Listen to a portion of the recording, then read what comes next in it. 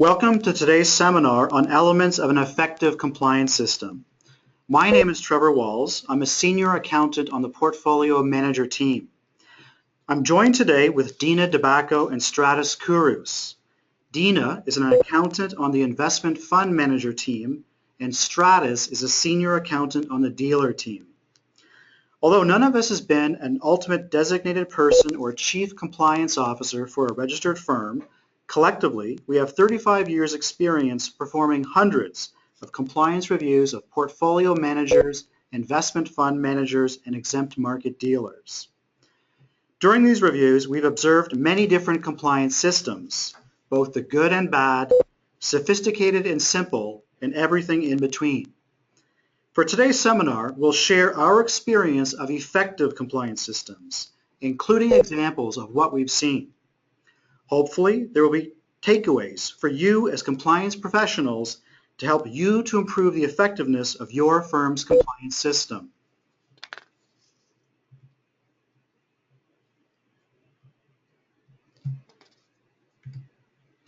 Here's our standard disclaimer for all presentations. Here's our agenda. I'll begin at a high level by discussing 1, the key elements of an effective compliance system. Then we'll discuss some specific elements in more detail. Dina will cover 2, the roles and responsibilities of the Ultimate Designated Person, or UDP, and Chief Compliance Officer, or CCO. And 3, the CCO's annual compliance report to the board. And then I'll cover 4, the key aspects of a policy and procedures manual and how to implement the policies effectively. Then, for part 5, Stratis will cover 3 emerging compliance issues that you should consider when designing or enhancing your compliance system. These are A, use of social media, B, dealing with elderly investors, and C, cybersecurity.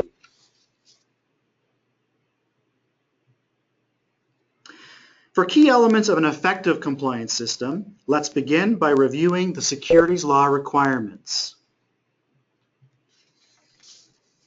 Rule 31-103 requires registered firms to have a compliance system. This is to be done by establishing, maintaining, and applying policies and procedures, or P's and P's. The P's and P's are to establish a system of controls and supervision to A, provide reasonable assurance that the firm and its individuals comply with securities law, and B, manage its business risks in accordance with prudent business practices. So the law requires a reasonable compliance system.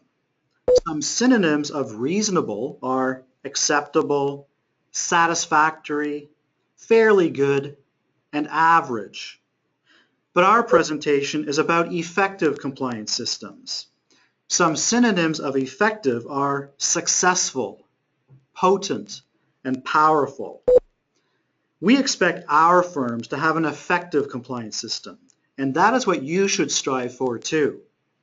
Having an effective compliance system doesn't mean there won't be any non-compliance, but the non-compliance will be more likely to be detected sooner, addressed more fulsomely, and result in better actions taken to prevent its recurrence.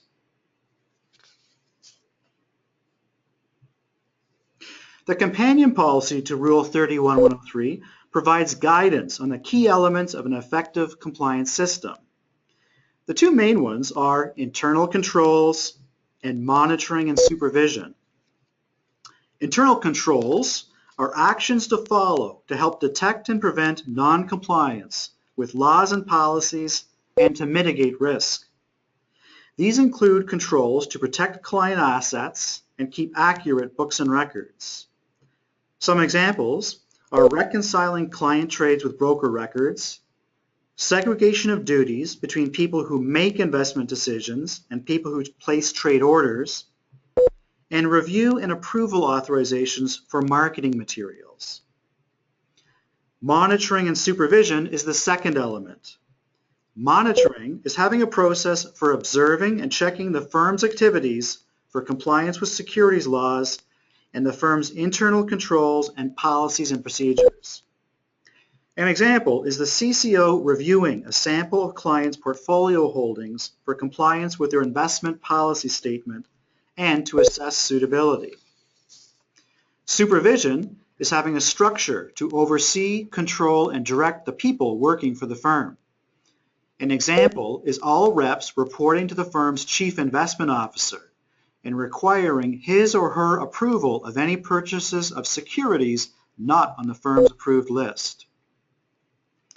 Monitoring and supervision is further broken down by what is done on a daily basis, such as the CCO reviewing new account documents each day, and systemically, which is periodically evaluating and improving the overall adequacy of the compliance system, such as a policy committee's annual review and update of the firm's written P's and P's. The companion policy also lists 4 specific elements. First, a visible commitment to compliance by senior management and the board of directors. And second, sufficient resources and training. Dina will be talking more about these 2 elements. The third, detailed written policies and procedures, I will be covering later in this presentation. The fourth is detailed records. This means keeping records of steps taken to identify compliance deficiencies and actions taken to correct them.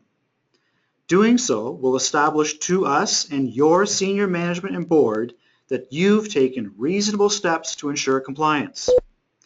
It also serves as a roadmap for others to re-perform the activities if there is turnover in your compliance staff. And it's also the law.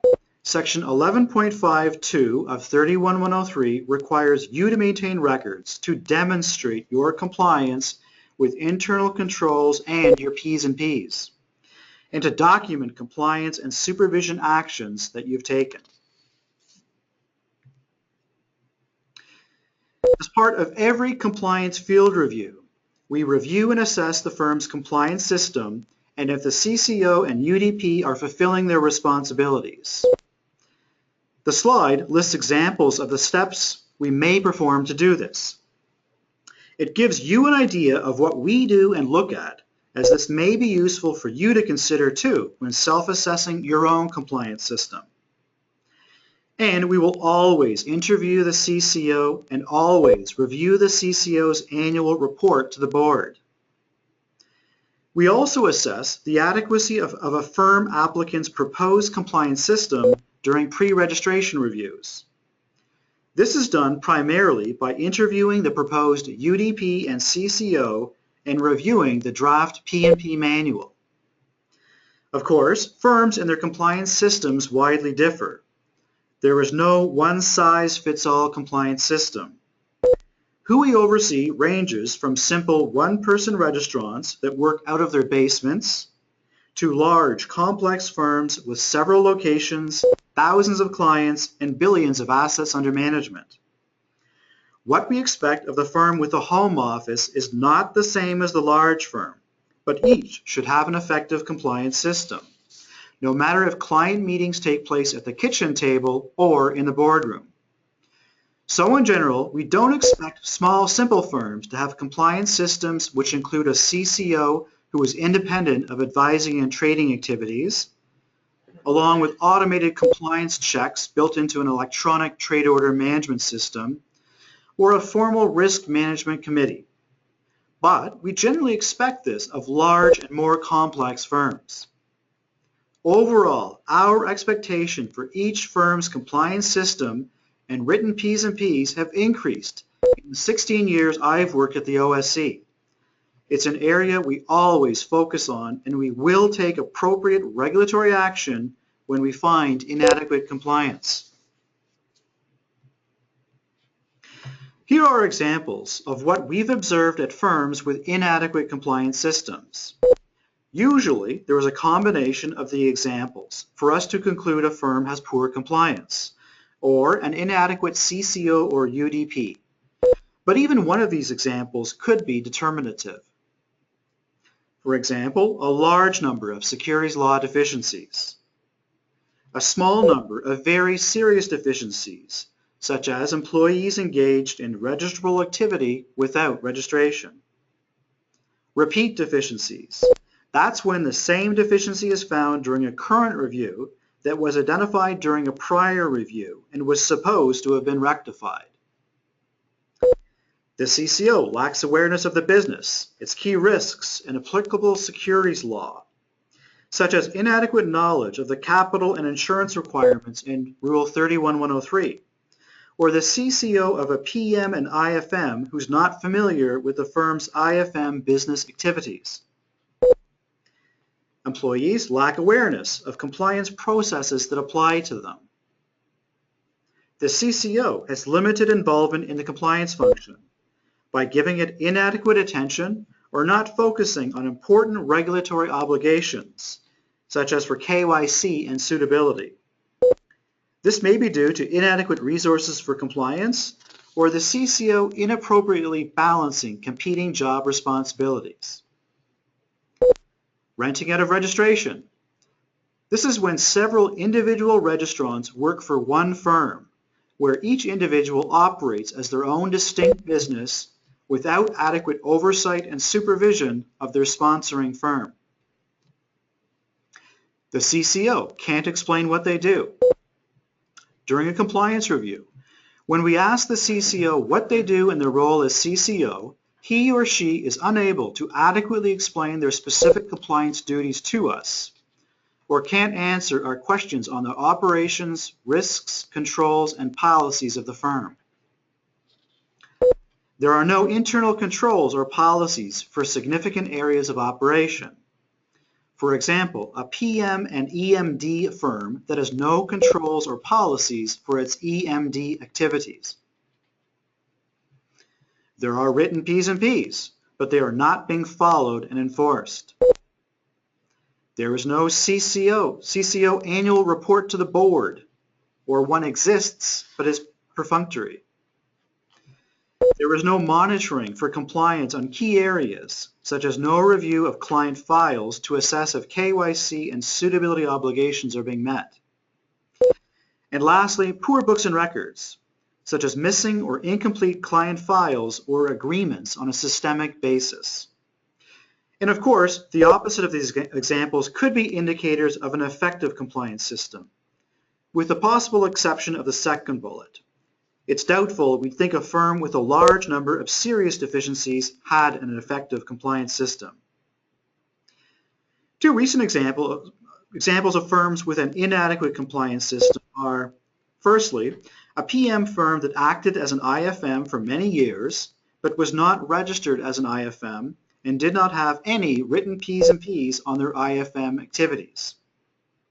Second example, a firm with 10 reps, some in different locations, where each rep carried on business independently of the firm and without satisfactory oversight and supervision by the firm.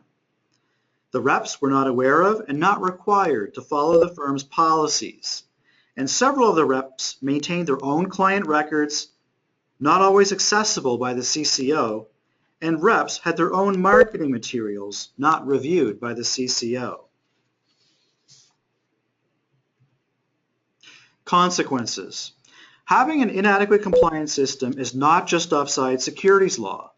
It's also bad for business, as it may result in complaints, lawsuits, loss of existing and future business, regulatory fines, the costs of engaging legal counsel or consultants, and your time to address compliance matters and deal with us. And ultimately, we can potentially take away your registration and your livelihood.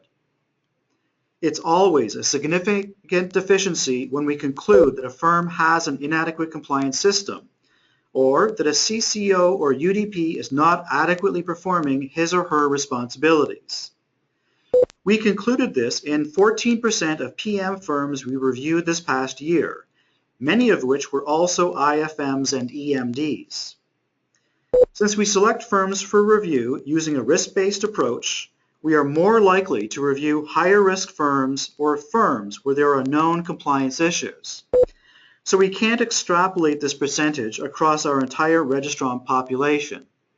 But nonetheless, 14%, or 1 in 7 firms with inadequate compliance systems, is a significant number. At a minimum, if we find this, will direct the firm to prepare an action plan to immediately improve their compliance system. But we routinely take further regulatory actions, such as recommending terms and conditions be added to the firm's registration to engage a qualified independent consultant at their expense to improve the compliance system and address identified compliance deficiencies. For example, this has been done for firms with systemic know your client and suitability deficiencies or improper use of prospectus exemptions. But terms and conditions will not be used to prop up a fundamentally unsuitable registrant. So, in appropriate cases, we've taken stronger regulatory action, such as recommending to suspend the firm's registration. We did this recently when we found that a PM firm registrant's CCO, UDP, and sole advising rep had delegated their know your client and suitability duties for all clients to an unregistered and non-proficient employee of the firm who had a past history of regulatory misconduct. And we made this recommendation despite there being no evidence of client harm. We also recommended suspension when a PM firm whose UDP, CCO, and sole advising rep had sold many of its elderly managed account clients shares in his private startup company with their consent. Aside from this being a conflict of interest to be avoided and potentially a breach of fiduciary duty, the shares were unsuitable for many of the clients and there was misleading disclosure of the risks. On a more positive note, we've also observed many firms with effective compliance systems. These firms are not as interesting for us to review, but at least they free up our time so we can focus more on firms with poor compliance. Here are examples of what we've observed from firms with effective compliance systems. It was appropriate and tailored to the nature, size, and risk of the firm's operations. It considers the types and amounts of products and services provided to clients, the types of securities and investment strategies used, whether the firm has individual or institutional clients and how many, the proficiency and number of its employees, the number of locations and the jurisdictions it does business in, and compensating controls, such as that the firm does not hold or have access to client assets. So for example, a bigger and more complex firm has a compliance department with a number of qualified persons, along with automated compliance software to review large amounts of transactions, and a 150-page PMP manual. Meanwhile, a smaller and more simpler firm has a CCO who is also an advising rep, but spends 50% of his or her time on compliance activities, does compliance testing manually, engages an external party for legal and compliance support, and has a 50-page PMP manual. Another observation, they proactively identify and timely correct any non-compliance. An example is a firm investigating an issue when a red flag appears, but before there was a crisis. What's not being proactive is solely responding to issues as they arise or waiting for the OSC to raise a known issue as a deficiency during a review, but not addressing before then. Next, regular testing for compliance, such as each month reviewing a sample of client files for each rep, documenting what was found, and speaking to the rep with any issues so that they understand the deficiency and can learn from it. Some firms also do peer reviews, such as an advising rep reviewing a sample of another rep's client files and vice versa to identify any compliance issues. They use a risk-based approach for monitoring and testing by focusing limited resources on higher risk activities, employees, clients, locations, or where there have been issues in the past, and doing more testing and more frequent testing when deficiencies are identified. Periodic self-assessments, such as engaging a compliance consultant to perform a mock regulatory audit to identify deficiencies before a complaint arises, or before the regulator calls, and acting on the consultant's recommendations to improve the controls and policies. identifies and manages key risks, including when new products or services are introduced, new locations opened, or when there are technology changes, such as using a client portal on the firm's website. An example is having a person or committee who is responsible for regularly identifying and updating key business risks, documenting them on a risk matrix, discussing them with senior management, and identifying and improving the controls to mitigate the risks. They treat identified non-compliance seriously, such as a personal trading violation being recorded in the employee's file with a warning to send a strong message to the employee and others on the importance of compliance and to avoid recurrence. They adopt industry best practices rather than just following the letter of the law. For example, adopting the CFA Institute's Asset Manager Code of Professional Conduct or the Global Investment Performance Standards for performance composites. Or they adopt suggested practices by the OSC or CSA. Or where no guidance exists from your direct regulator, they look to guidance from other regulators, such as IROC or the US SEC. They keep informed of industry and regulatory changes, such as by joining industry associations like PMAC, IFIC, the PCMA or NEMA, or compliance officer networks, or sitting on industry committees, or subscribing to services that provide regulatory updates, and acting on OSC emails on compliance topics. They involve all employees in compliance.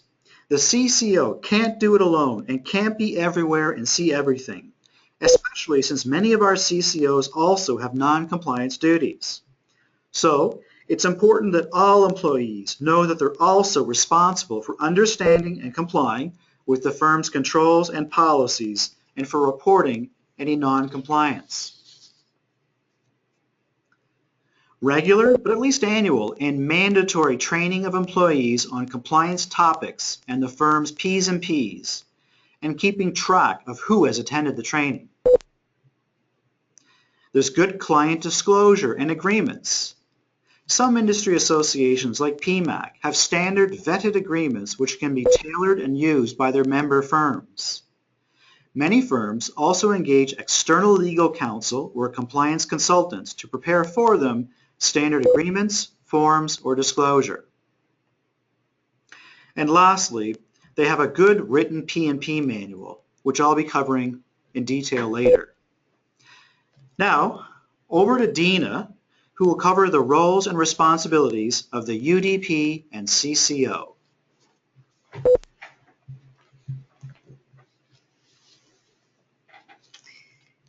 As Trevor mentioned, I will now discuss the roles and responsibilities of the UDP and CCO. Section 5.1 of National Instrument 31103 outlines what the responsibilities of the UDP include. Although the CCO is responsible for the day-to-day implementation and supervision of compliance, the UDP is still ultimately responsible for ensuring that its firm and individuals acting on its behalf are in compliance with securities legislation, and for promoting compliance.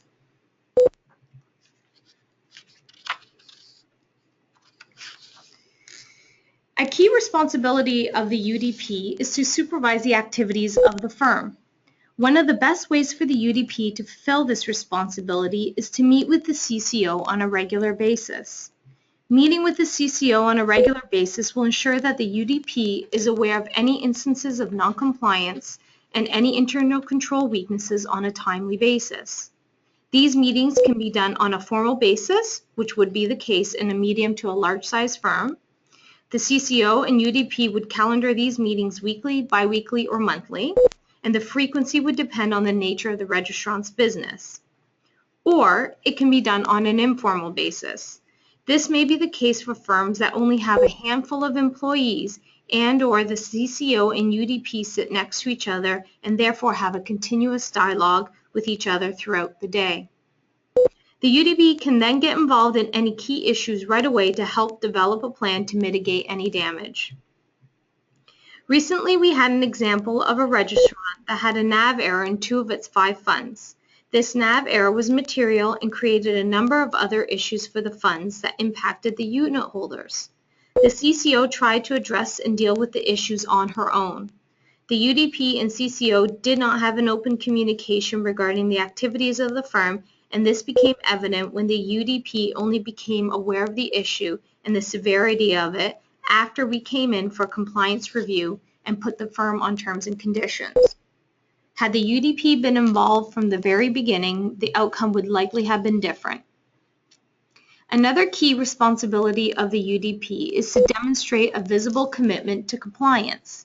To promote compliance and show the UDP's commitment to compliance, the tone must be set at the top.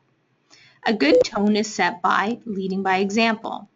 If the UDP walks the walk, the rest of the firm will have no doubt what is expected of them, and he will gain the respect and trust of its employees.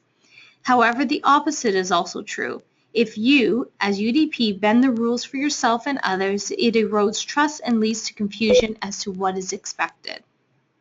For example, we have seen instances of the UDP trading in his personal brokerage account, and he did not submit his monthly statements for independent review, as the UDP felt that it was a private matter and he did not want anyone of the firm aware of his personal business.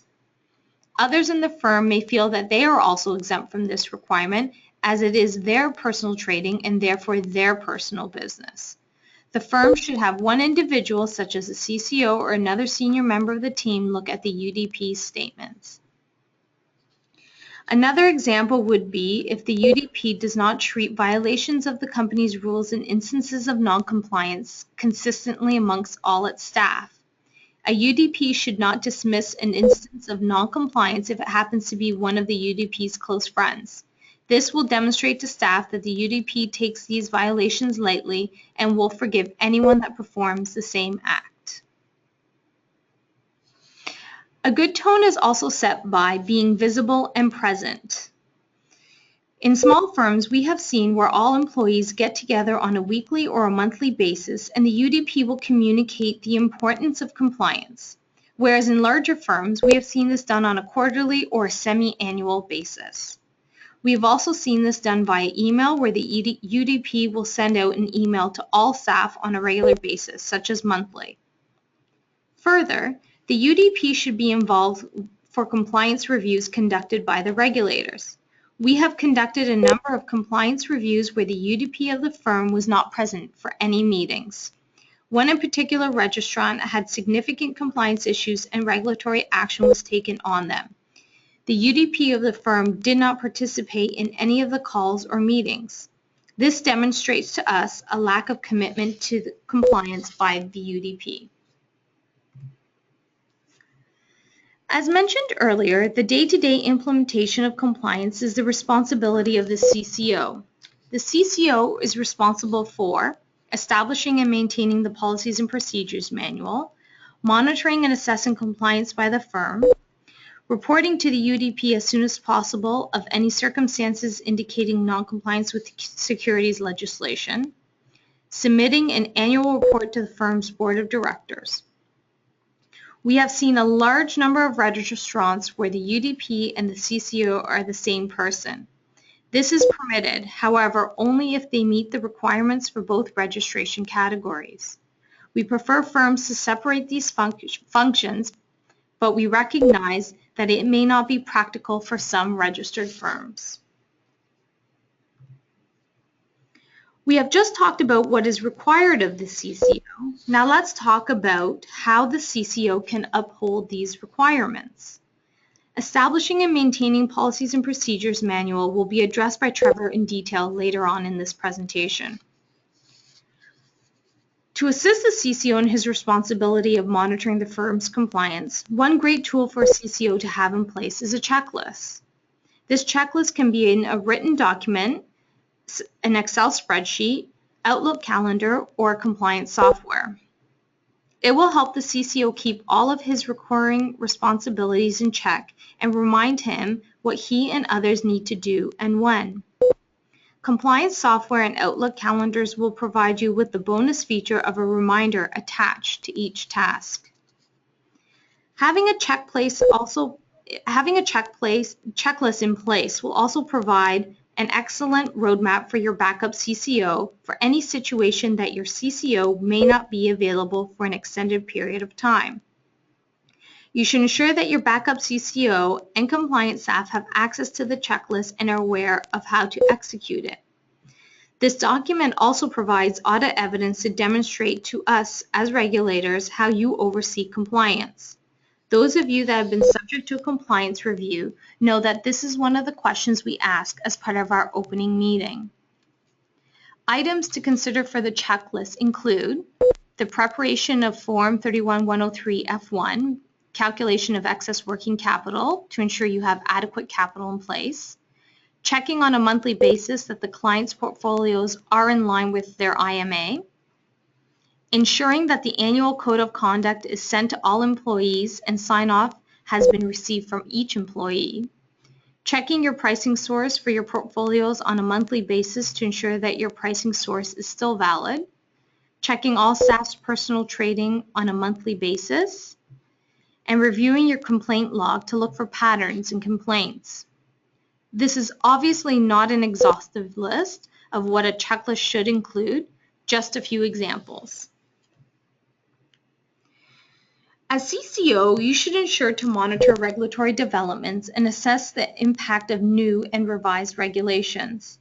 Once assessed, the CCO should ensure that this assessment has been communicated to those who will also be impacted, such as management and the board. This should be done on a timely basis to ensure a plan can be put in place to deal with the changes. Some ways that the CCOs can keep up to date with changes include getting on law firms' distribution listings, as most, if not all, law firms send out bulletins with new legislation and changes to existing legislation, reviewing the OSC annual summary reports. These reports are a good source for changes and can be used as a self-assessment tool. This would help firms identify potential risk areas within your firm. And joining industry associations and committees. Once changes have taken effect and new or modified policies and procedures have been made, the CCO should be testing these to ensure that the procedures are in compliance with securities laws. We have been to several registrants who had very little knowledge of existing securities legislation or were not aware of changes coming down the pipeline. For example, we were at a registrant who admitted to us in the opening meeting that he had not read National Instrument 31103 as it was a very large document. This response came after we asked some of our standard opening meeting questions that he was unable to adequately respond to. We discovered a number of significant deficiencies and had some serious concerns regarding this individual's basic knowledge of securities legislation. The CCO was suspended.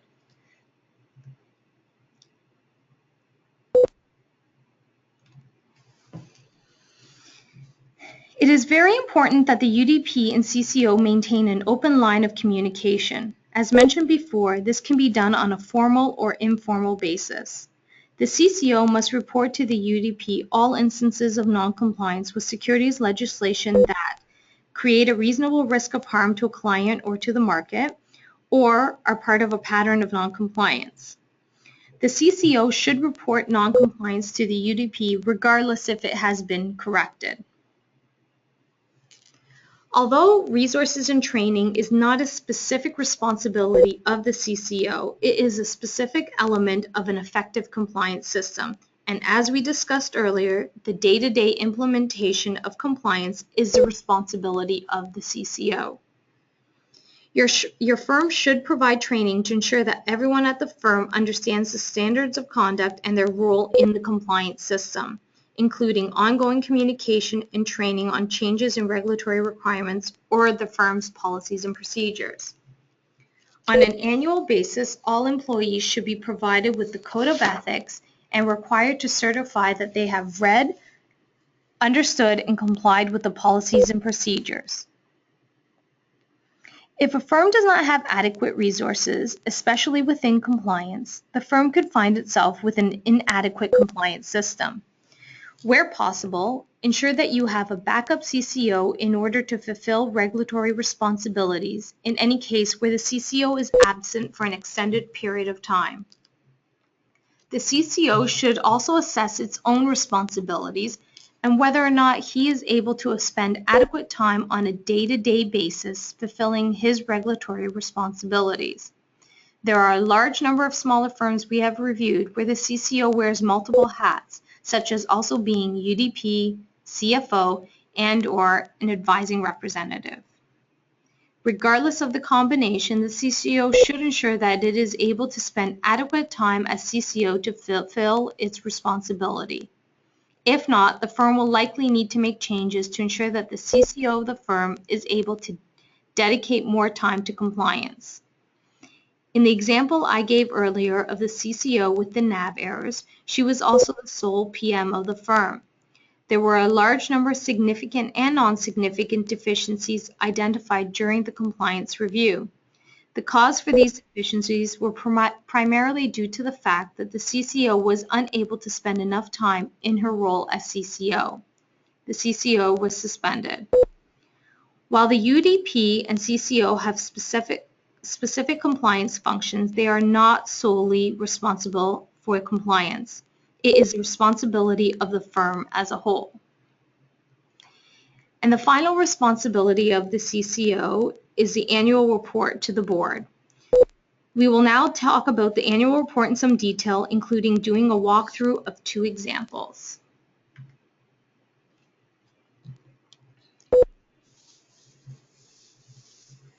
The CCO is required to submit an annual report to the board of directors.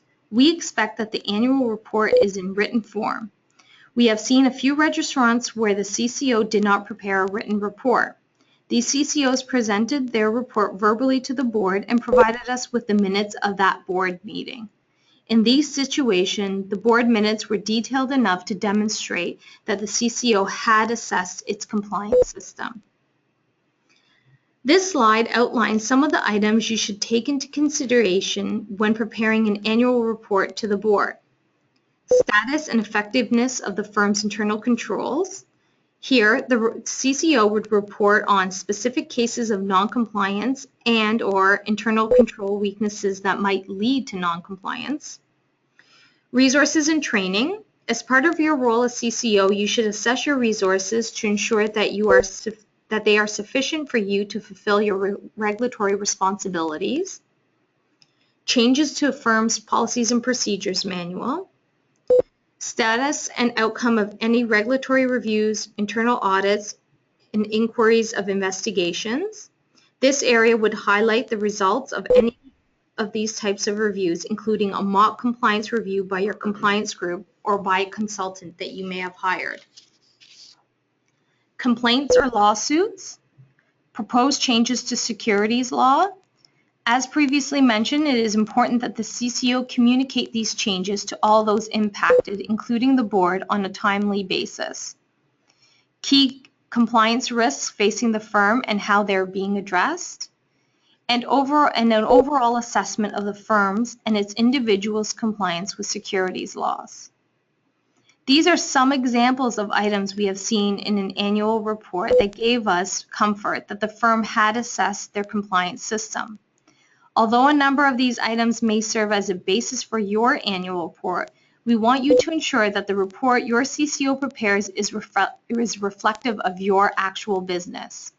For example, you may have a number of initiatives in the upcoming year that may have an impact on your compliance system. This is something that then should be included in the report. However, it is not on the list I have just provided.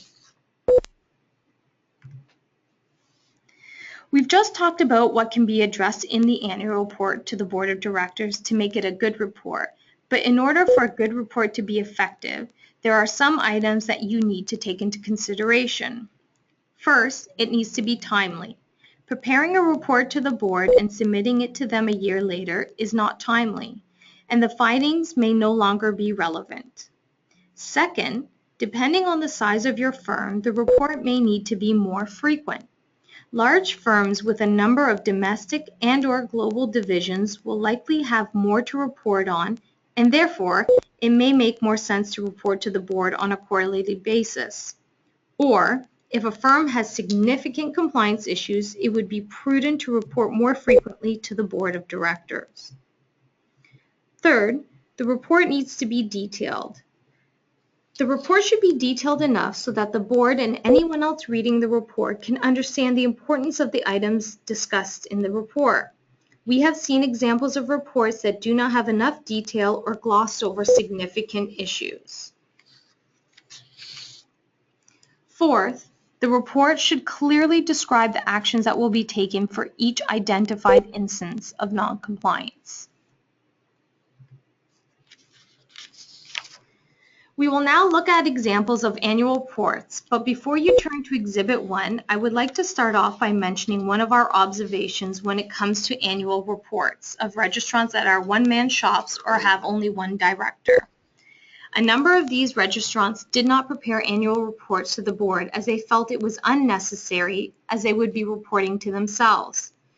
Whether you are a one-man shop or have several employees, but you are the sole director, or a large shop with a full board of directors, the requirements are clear that you are required to prepare an annual report to the board. The report for each registrant will vary depending on the activities of your firm. If you'd all turn to Exhibit 1, I will walk you through two examples of annual reports.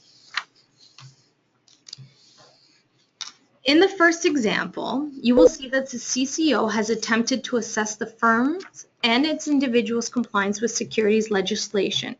However, this would be considered an inadequate annual report, as it is not timely, nor is it detailed enough to describe the actions to be taken.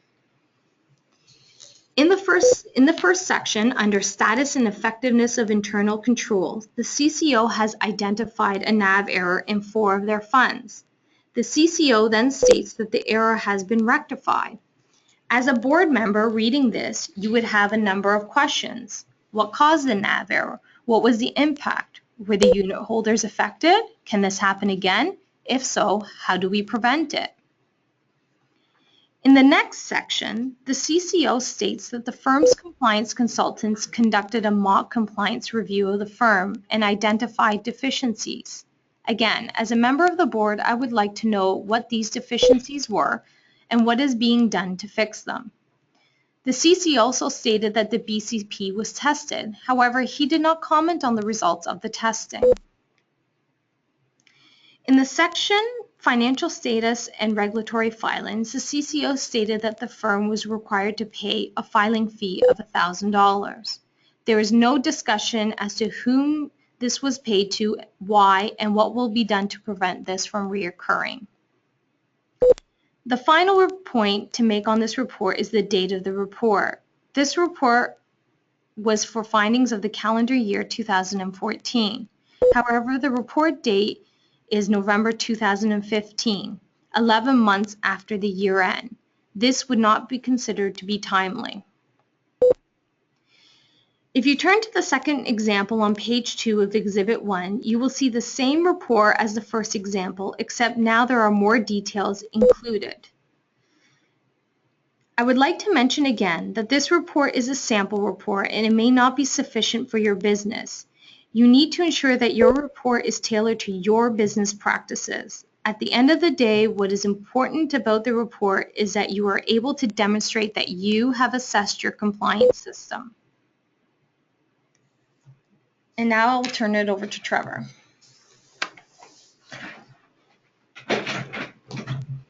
Thanks, Tina. Recall now that firms must establish, maintain, and apply policies and procedures that establish a system of controls and supervision to provide reasonable assurance of compliance with securities law and prudent risk management. So the P's and P's are a key means for firms to establish their systems of control and supervision and manage risk. We expect the P's and P's to be in a written manual. Many firms have one compliance manual, while others will also have a separate code of ethics or separate P's and P's on specific functional areas, such as an IFM having separate policies for fund accounting or mutual fund sales practices. Either is fine, as there is no prescribed form or standard. But the P's and P's should be appropriate for the firm's size, activities, and risk, just like the firm's compliance system. And there is no one-size-fits-all PMP manual.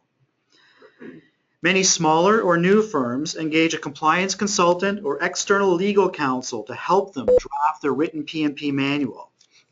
And this can be a good practice as long as you tailor the P's and P's to your firm's business, operations, and practices, and you have a good understanding of the content. And the policies can be applied practically, and they're used in your daily activities. And it's worth pointing out the distinction between a policy and a procedure. A policy describes the firm's rule or principle on a particular subject, such as all personal trades must not take priority over client orders.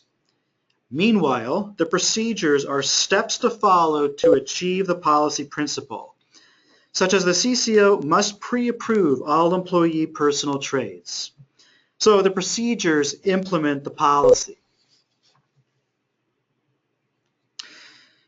Now recall that one specific element to an effective compliance system is detailed policies and procedures. The companion policy to Rule 31-103 states that the detailed P's and P's should identify controls to be used to comply with laws and manage risk, set out standards for conduct and a system for monitoring and enforcing the standards, outline who is expected to do what, when, and how, be readily accessible, and be updated when the business or laws change, and after periodically testing the P's and P's for effectiveness, if the testing found weaknesses. And also consider your general duty to clients. This means that the policies shouldn't just follow the requirements of specific rules, but also consider your general duty to deal fairly, honestly, and in good faith with clients. In other words, to do the right thing. The Canadian Securities Institute's CCO course has a good summary of the goals of P's and P's.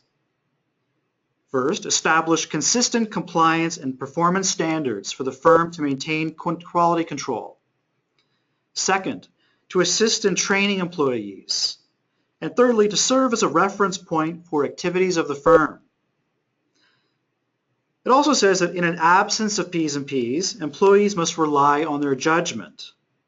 And where P and P's are vague or general, employees will rely on their own interpretations of the existing policies. And both of these things may expose your firm to significant regulatory and litigation risk. For compliance reviews, we don't approve firms' draft P's and P's before they're implemented. Rather, this is each firm's responsibility.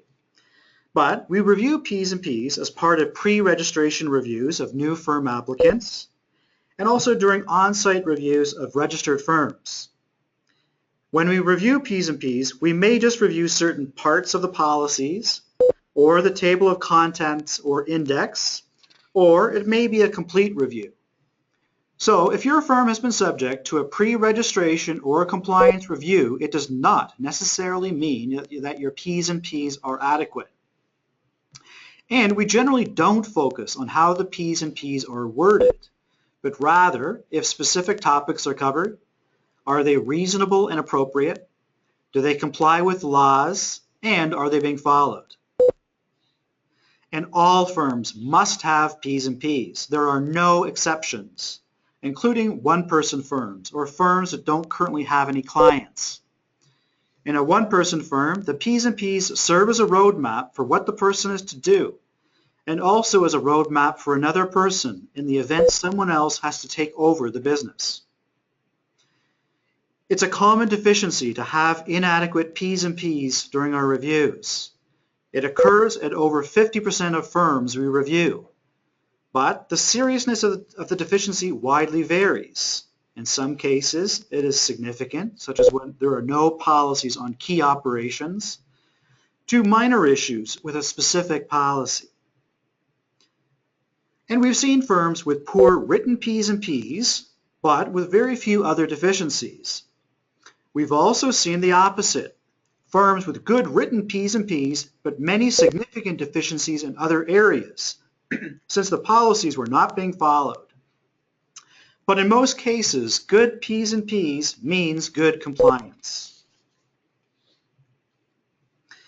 Now, here are examples of unacceptable practices that we've seen during reviews. The P's and P's are only a few pages in total.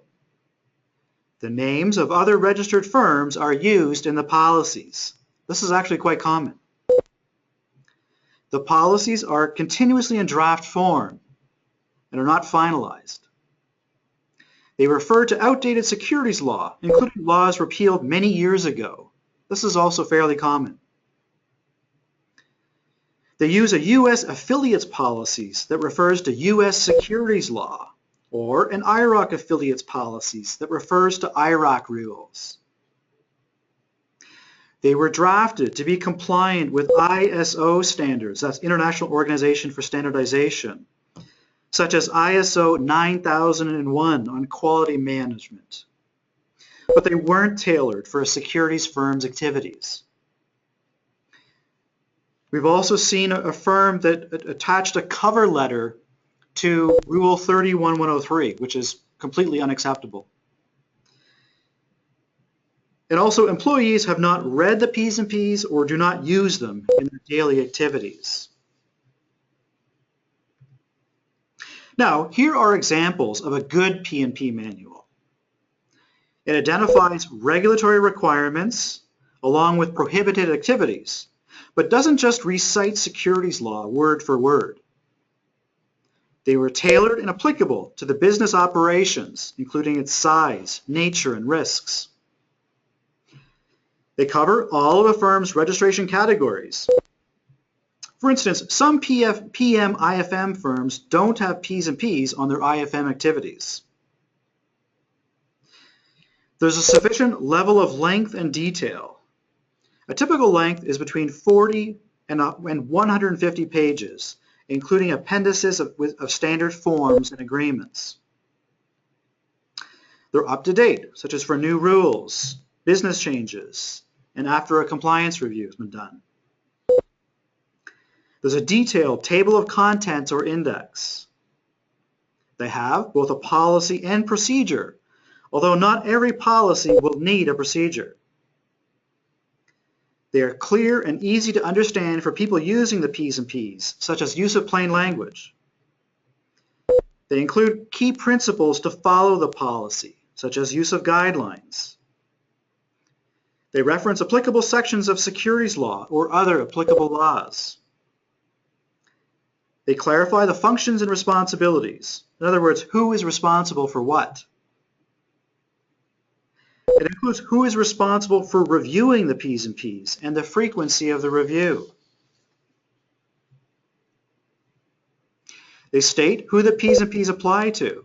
Example, is it all or some employees? Or is it certain business units or functions? And it states where the P's and P's apply, such as is it on just Ontario or is it throughout Canada? They use titles of employees rather than names. This avoids having to update the P's and P's when an employee leaves. They use headings and/or a numbering system to make it easier for reference and tracking purposes. They have a process for dealing with compliance issues not specifically covered in the manual. For example, in these cases, an employee could discuss the issue with the firm's CCO. There's a process for escalating compliance issues, such as reporting observed non-compliance to the CCO and regular reporting of compliance issues to senior management and the board. If the firm doesn't permit or engage in a particular activity, this is stated in the P's and P's.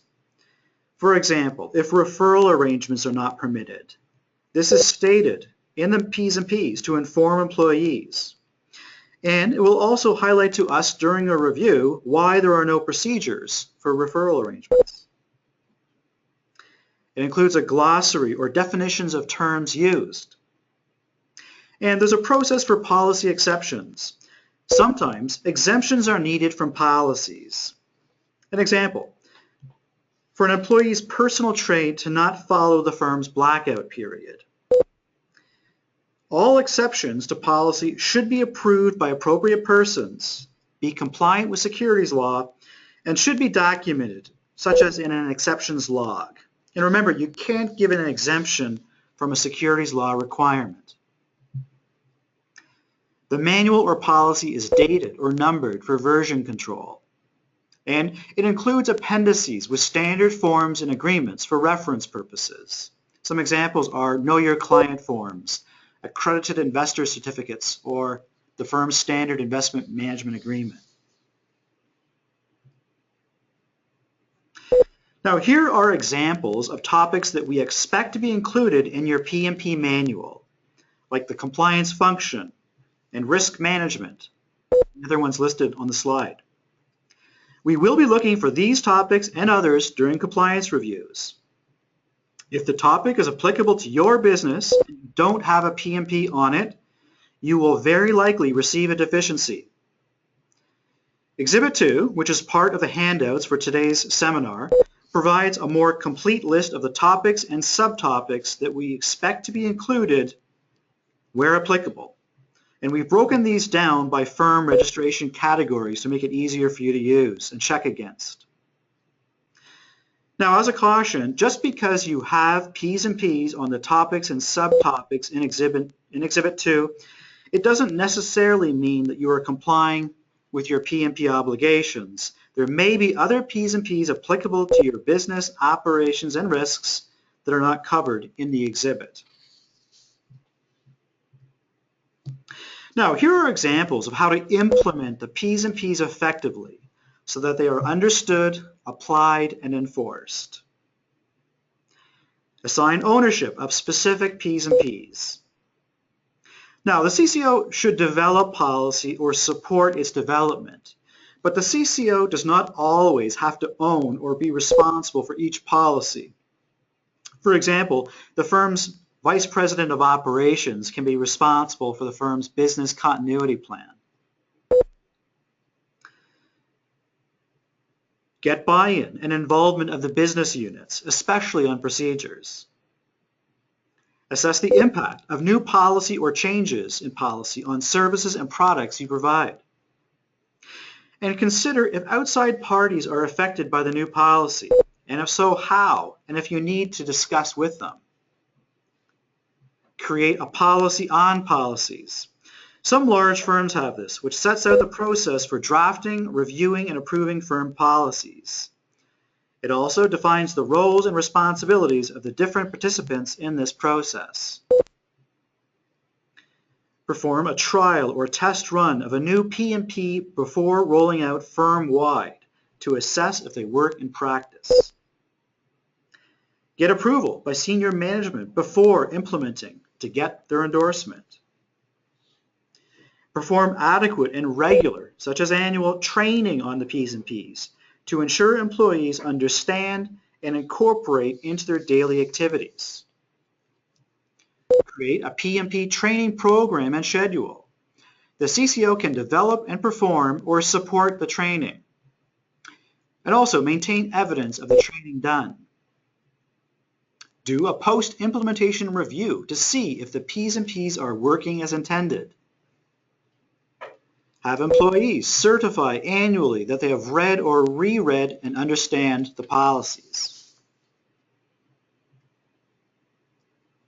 Distribute to all employees.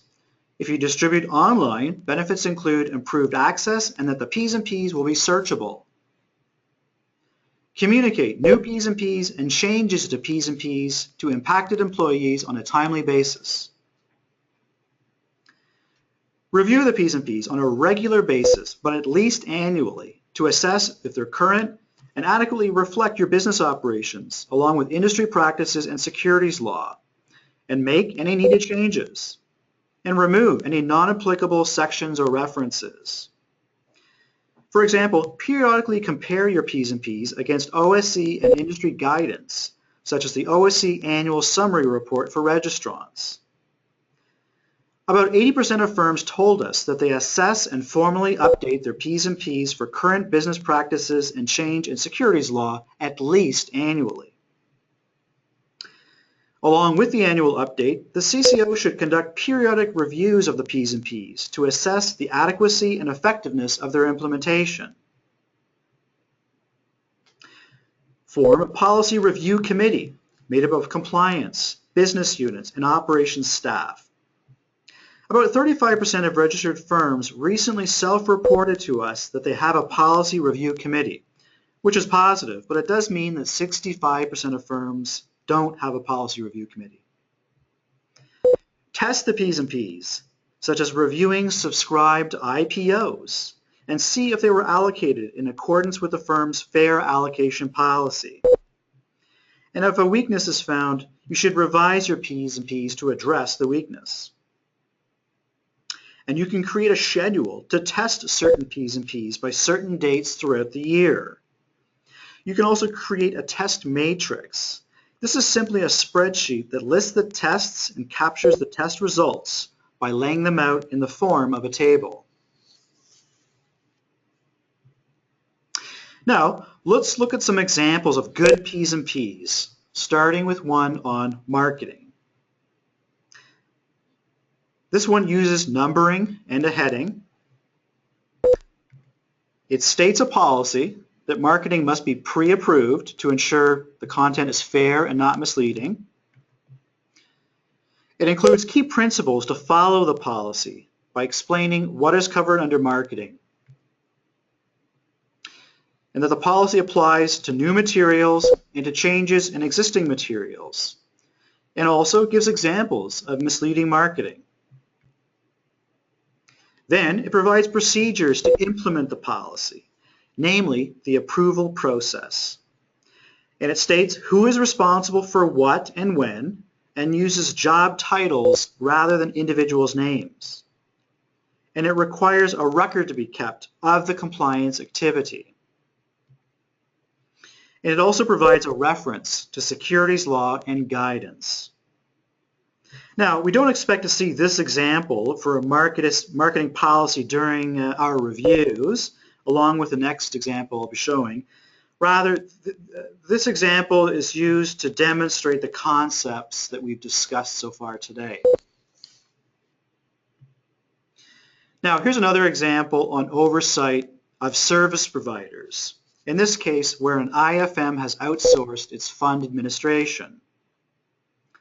So it uses a heading, and it explains the policy that certain outsourcing is permitted, but the firm retains responsibility and must adequately supervise the service provider.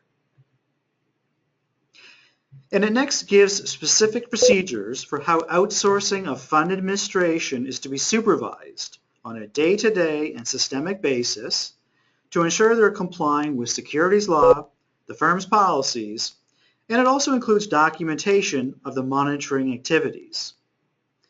And it includes who is doing the supervision, using their titles, and how often.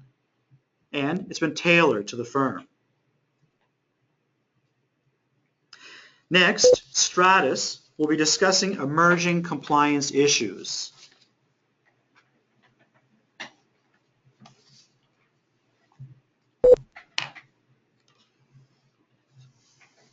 As Trevor indicated, I will be speaking about 3 emerging topics: social media, elderly investors as clients, as well as cybersecurity.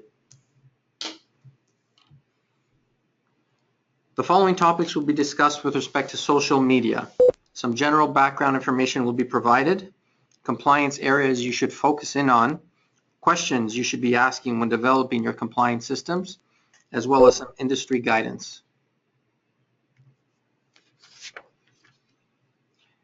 There are many definitions of social media. One example is as follows. Social media refers to interactions among people where they create, share, and exchange information and ideas in virtual communities and networks. Examples of social media platforms used by registrants that we have seen include Facebook, Twitter, YouTube, LinkedIn, as well as blogs.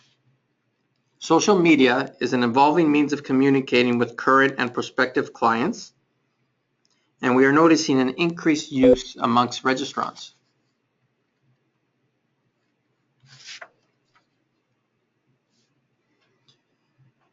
Registrants should treat social media like any other form of marketing and create procedures to properly review, monitor, and keep appropriate documentation of the material.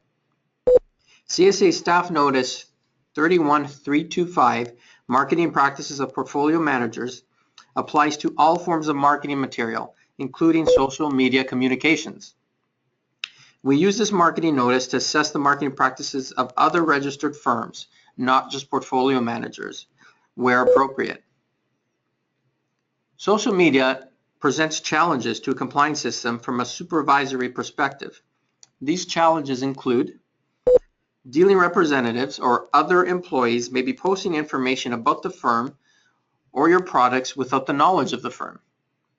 Social media often is referred to as an interactive communication, where the content of the information is passed through real-time discussion. As such, there'd be a lack of pre-approval. For those who use Twitter, as an example, tweets are limited to 140 characters, making it very tough to provide complete and fair representation to an audience. As we've indicated, any misleading, exaggerated, and unbalanced disclosure will lead to misrepresentations. Some examples of specific deficiencies raised during our compliance reviews regarding social media include the following. On employee's personal website, company ABC Co. will be going public in the next year or two, and the shares currently trading at 30 cents should be trading at $2 to $4 when it does go public. A dealing representative tweet. If I can provide you with 12% to 18% returns, would you say no to me?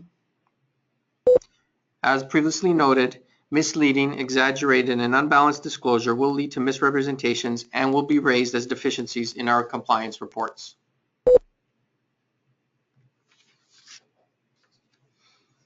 Compliance expectations surrounding social media include establishing policies and procedures that address the review, supervision, retention, and retrieval of information, designating an appropriate individual to approve the use of social media and supervise the activities, reviewing the adequacy of compliance system on an ongoing basis.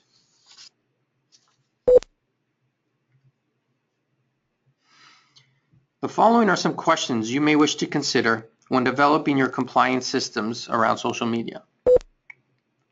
Do you wish to allow social media use at your firm?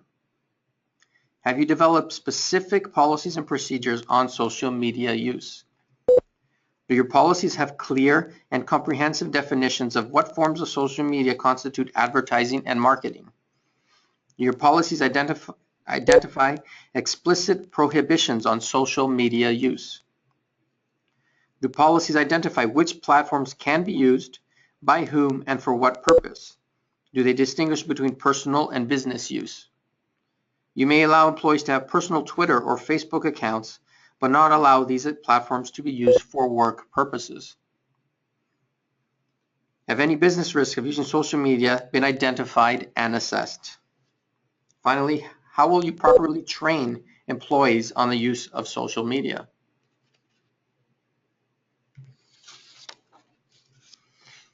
The following is some guidance offered by various regulators on the topic of social media that you may wish to review.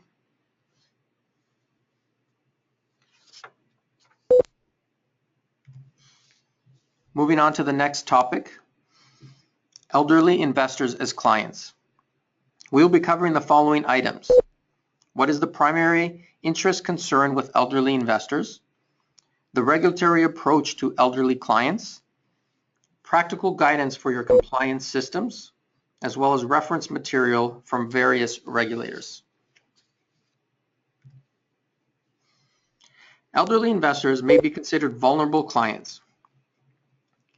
One definition of vulnerable is people susceptible to being harmed, in need of special care, support, protection because of age, disability, or risk of abuse.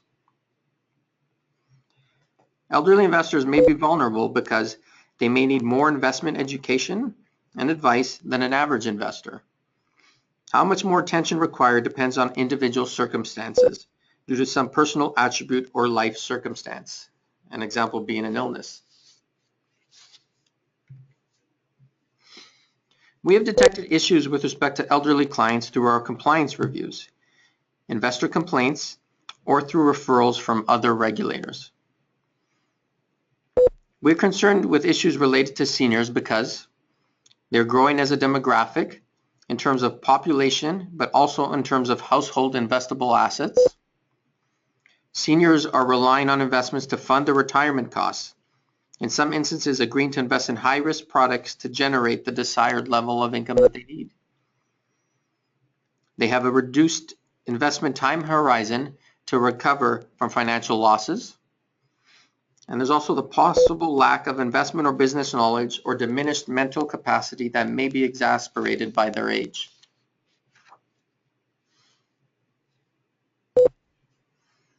With respect to some practical guidance for your compliance systems, you should begin by establishing effective policies to address senior-specific issues. You can begin by assessing whether there's a vulnerability at your firm, and if so, what is the nature and extent. To assist you in this process, you could develop red flags to help your advisors, dealing representatives, and/or compliance staff identify that a client may have a diminished capacity or reduced ability to handle financial decisions. Examples of red flags include clients that cannot process simple concepts, memory loss is apparent, some erratic behavior, as well as decisions being made that are inconsistent with past or current and future goals. Your compliance system can also be assisted by speaking with the advisor or dealing representative that is servicing the client, or speaking with the client directly yourself if the red flags have raised concerns that you feel need to be further evaluated. In training your staff, here are a few examples of potentially vulnerable elderly clients. An 80-year-old widow in good health who reviews her account statements, talks about current events, including business issues, but frequently asks her advisor the same questions that have been asked and answered before. A well-educated professional whose spouse recently passed away without prior illness, leaving the surviving spouse in a depressed state where judgment and ability to reason is clouded. A 70-year-old retired professional who is in excellent health, a lifelong growth investor who had a high employment income and who has a high-cost lifestyle, but with a modest amount of investment capital and a demand for very high income from it.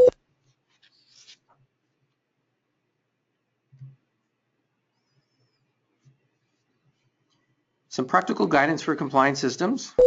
You can consider establishing enhanced policies and procedures for dealing with seniors if flagged as a potential concern at your firm.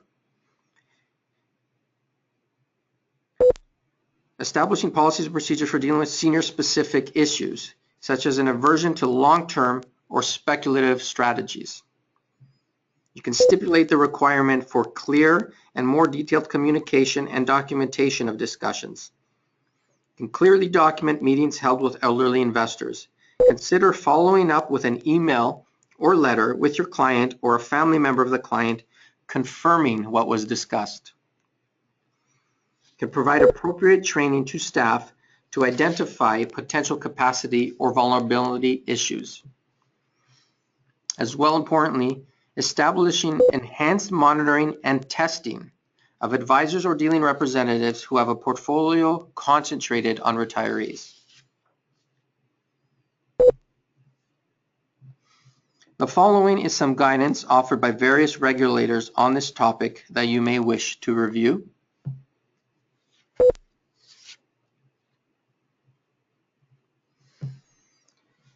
In addition, in June 2015, the OSC published a report that identifies the top financial concerns of older Canadians and places them in the broader context of retirement concerns, including health status.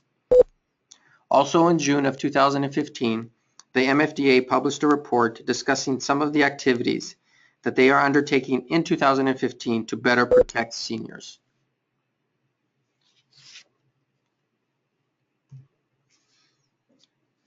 The last topic we will be discussing today relates to cybersecurity. We will provide some general background on the topic and some specific topics relevant to your compliance systems. Cybersecurity is an increasing topic in the media, especially as cyber attacks are becoming more frequent and widespread. CSA Staff Notice 11326, published in September 2013, outlines issues that the CSA will consider as part of its oversight of registrants and regulated entities. This topic is very important to financial services industry because, number one, data breaches and theft of personally identifiable information are possible, but as well, two, client funds that are with advisors are potentially vulnerable as well. We've seen some high-profile cases in the last few years, including JP Morgan, where they experienced a breach that compromised the contact information of over 70 million households and 7 million small businesses, as well as Sony Entertainment, where there are significant amounts of data that became public, including employee social security numbers, salaries, disciplinary files, and other embarrassing private data.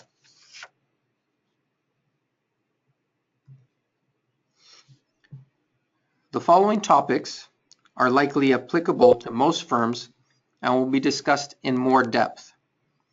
Compliance risk assessments, email, cloud services, websites, antivirus protection, encryption, and the use of third-party vendors.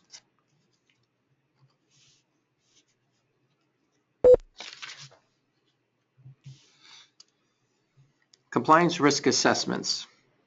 Risk assessments are attempts to ensure that your firm's compliance system is adequate by identifying risks to your firm and your clients. Items to consider as part of a checklist include: do you include cybersecurity as part of your risk assessment? Does your assessment include an examination of the data you collect, where it is stored, and whether or not it is encrypted? Do you take into account internal risk, for example, a disgruntled employee, in addition to any external risks? Finally, do you have adequate policies and procedures and training to set the expectations with employees? Examples include frequent password checks, locking of devices, and the reporting of lost or stolen devices in a timely manner. Use of email. Use of electronic mail to communicate with clients is growing. Exercise caution, as email is a tool cyber criminals could use to impersonate clients. And remember, you may not have experienced a breach, but it can still happen if your client has experienced one. Items to consider as part of a checklist include: is any client personal information transmitted via email? Do you have authentication practices for access to email on all devices, computer and mobile? Are strong passwords used? Do you have procedures in place to authenticate client instructions if they are received via email? Cloud services. Cloud services allow firms to store a large volume of data on an outside server instead of a physical hard drive or server. It enhances the flexibility as the data is accessible by the firm on different devices, including mobile devices. Items for you to consider include: have you conducted due diligence on cloud service providers prior to their use? As part of this due diligence, have you evaluated whether the provider has safeguards against breaches? Do you know how your data is segregated from other entities' data within the cloud service? Is sensitive data stored through a cloud service provider? If yes, is that data encrypted?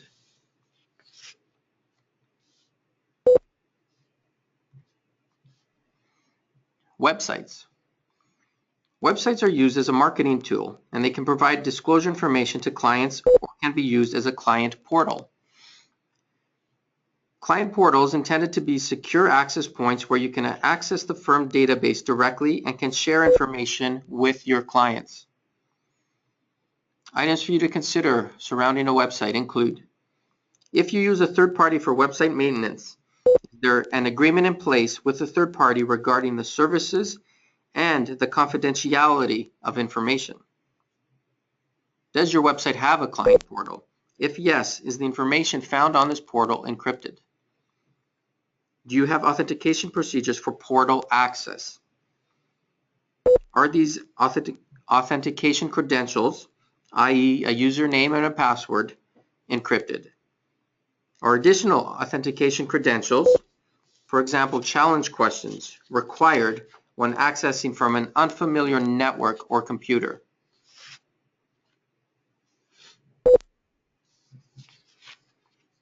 Antivirus protection. Antivirus software scans the files on a device looking for known behavior and attempts to identify suspicious behavior that might indicate an infection.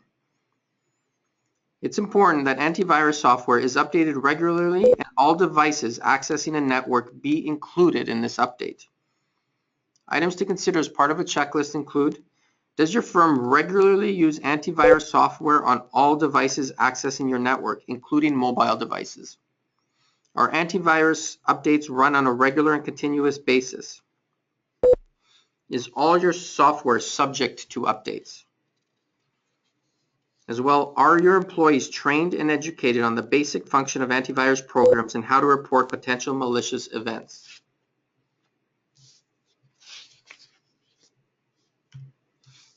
Encryption. Encryption is designed to prevent unauthorized exploitation of confidential data, such as in the case of lost or stolen equipment. Encryption uses algorithms to convert data into codes so complex that breaking the codes would require an inordinate length of time. Items for you to consider include: do you have policies or procedures in place to categorize data as either confidential or non-confidential? Do you have policies and procedures in place to address data security and/or encryption requirements? Do you utilize encryption on all data systems that contain or access confidential information? If so, what kind of encryption and on which devices?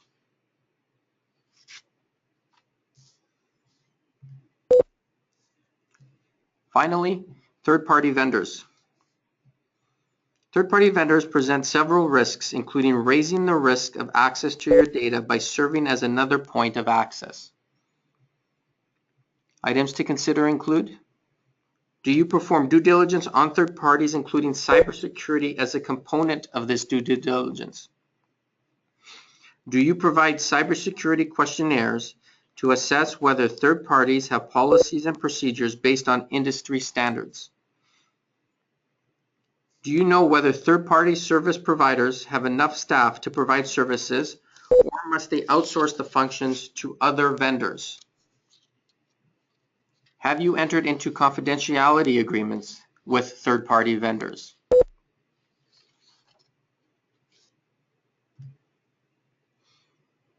That concludes our presentation.